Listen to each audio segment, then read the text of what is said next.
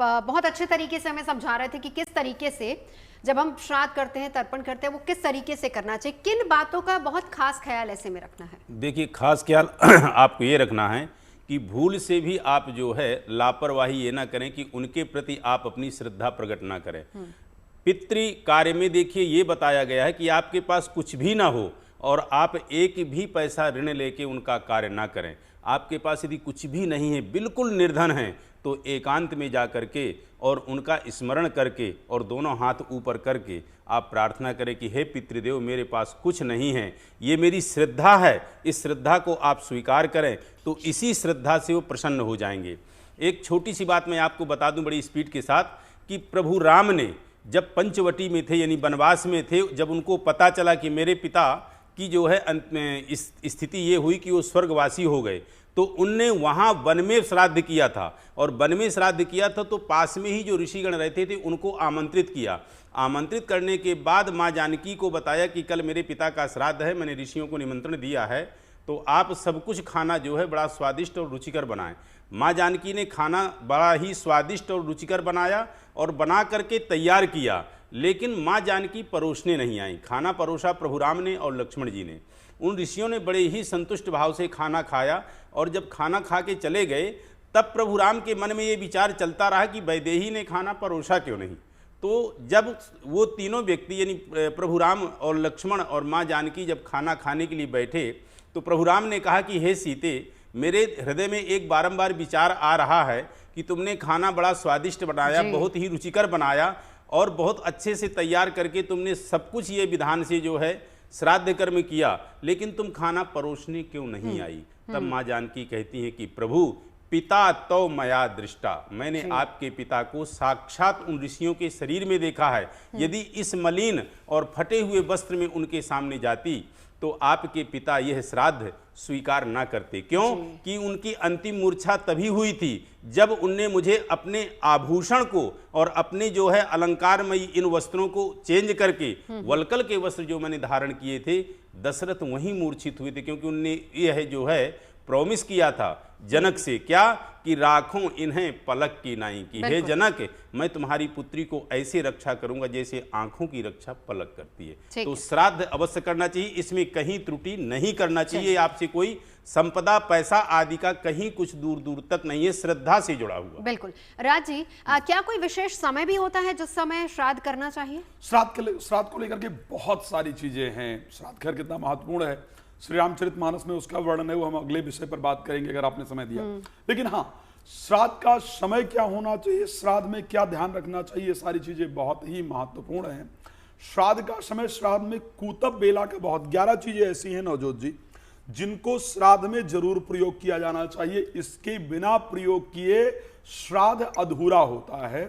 और उसमें सबसे पहला जो समय आता है श्राद्ध करने का, उसको कूतब काल कहा जाता है। कूतब काल कहते हैं करीब दिन का जो 8वां प्रहर है उसको कूतब बेला कहा जाता है। प्रतिदिन 11:36 पर करीब प्रारंभ होता है और 12:24 का जो समय कहा जाता है उसको कूतब बेला कहा जाता है। इस समय पर किया गया श्राद्ध वास्तविकता में पितरों को शांति देने वाला, पितरों को मोक्ष देने वाला होता है। श्राद्ध करते वक्त कुछ वस्तुएं हैं जिनको जरूर रखना चाहिए।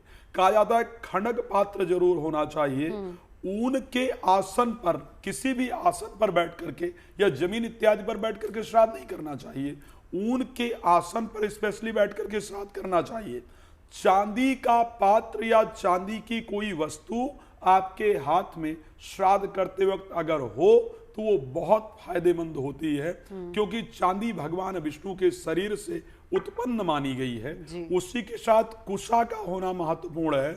तिल और जौ और गाय के लिए भोजन, ये श्राद्ध के दिन बहुत महत्वपूर्ण है। और जिनका श्राद्ध किया जा रहा हो उनकी कन्या का पुत्र या पुत्री अगर श्राद्ध के दिन भोजन करें या वहां पर हो तो सबसे फायदेमंद होता है। सफेद पुष्प का होना, सफेद चंदन का होना और गौ के दूध का होना, तो ये जो सारी चीजें स्पेशली पितृपक्ष के अंतर्गत है वो बहुत फायदेमंद है। बिल्कुल। चलिए दिवाकर जी, आपके पास आ रही हूँ। हम यहाँ पर अरविंद जी से और राज जी से और वान्या जी से समझ रहे हैं कि श्राद्ध करते समय किन बातों का खास ख्याल रखना चाहिए, किस तरीके से करें, क्या नियम है उसके। लेकिन आपसे जानना चाहेंगे, क्योंकि ग्रहों का भी इस दौरान पूरे पितृपक्ष के दौरान ग्रहों का परिवर्तन हो रहा है, जिसमें सर्वार्थ सिद्धि योग या फिर गजकेसरी योग, इस तरह के योग भी बन रहे हैं। ये क्या संकेत है राशिवार? मेष, वृषभ, मिथुन राशि के अगर मैं आपसे जानना चाहूं, इनके लिए क्या क्या संकेत हैं? देखिए, जो ग्रहों का परिवर्तन हो रहा है उसको देखें, और शनि की स्थिति, राहु की स्थिति, सबको अगर हम देख करके आकलन करते हैं तो मेष राशि के लिए गृह और वाहन सुख के दृष्टिकोण से बहुत अच्छा समय हो रहा है। वह सुख के संसाधनों में वृद्धि का योग बनता हुआ दिखाई दे रहा है। शत्रुओं पर विजय प्राप्ति का भी योग बनता हुआ दिखाई दे रहा है, और मुकदमा अगर चल रहा है इस दौरान तो पक्ष में निर्णय आने की संभावना बन रही है। प्रतियोगी छात्र हैं तो आपके लिए बहुत अच्छा समय है। इस बीच में पूर्ण मनोयोग के साथ पढ़ाई करना चाहिए, और जो भी एग्जाम देंगे तो उसमें आपको सफलता मिल सकती है। आर्थिक प्रगति, आर्थिक संसाधनों में वृद्धि, कहीं न कहीं कोई ऐसा रास्ता बन जाएगा जिससे आपके अर्थ में वृद्धि होगी। क्रोध की अधिकता हो सकती है, इसलिए इस बीच में थोड़ा सा नियंत्रण रखना है। पितृपक्ष में वैसे भी क्रोध नहीं करना चाहिए। धनागम के साधनों में वृद्धि, दूरस्थ यात्रा का योग बनता हुआ दिखाई दे रहा है, और दूरस्थ यात्रा का योग आपके लिए शुभकारक हो सकता है। वृक्ष की बात करें अगर, तो वृक्ष के लिए भी सुख के संसाधन बहुत अच्छे हो रहे हैं। सुख बढ़ रहा है, मातृ सुख बढ़ रहा है। बुद्धिमत्ता के आधार पर बुद्धि का सार्थक प्रयोग होगा, क्योंकि बुद्ध का परिवर्तन हो रहा है, बुद्ध उच्च के भी हो रहे हैं। तो ऐसे में बुद्धिमत्ता के आधार पर आर्थिक प्रगति होती दिखाई दे रही है। आर्थिक गतिविधियों में सुधार होता दिखाई दे रहा है, व्यापारिक गतिविधियों में सुधार होता दिखाई दे रहा है।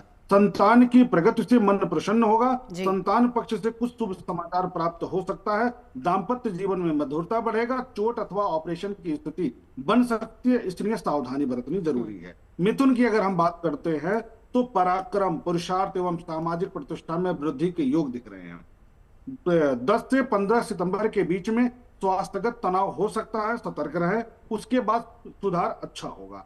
सीने की तकलीफ में वृद्धि हो सकती है, एलर्जी बढ़ सकती है, घबराहट बढ़ सकती है। अगर पहले से बीपी की शिकायत है तो बच के रहने की जरूरत है। आंतरिक डर में वृद्धि हो सकती है, विचारों में वृद्धि हो सकती है। 17 सितंबर के बाद सरकारी तंत्र से लाभ की स्थिति बन रही है। अध्ययन अध्यापन में अवरोध अथवा तनाव बन रहा है, इसलिए सावधानी पूर्वक पढ़ाई करें।